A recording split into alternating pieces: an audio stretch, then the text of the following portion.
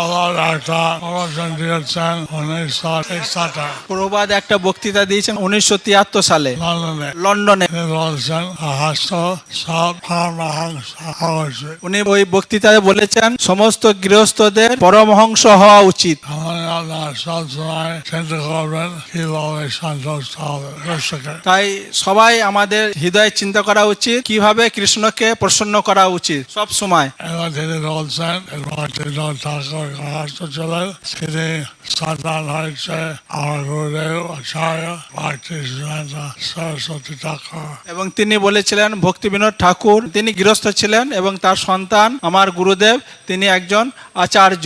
উনি বলেন হাস্য চেষ্টা করা উচিত যাদের আচার্য সন্তান হয়। উনি বললেন যে গার্হস্থ্যদের চেষ্টা করা উচিত ওনাদের সন্তান যেন আচার্য হয়, যেটা অনেক যেহেতু আমাদের অনেক আচার্য লাগবে।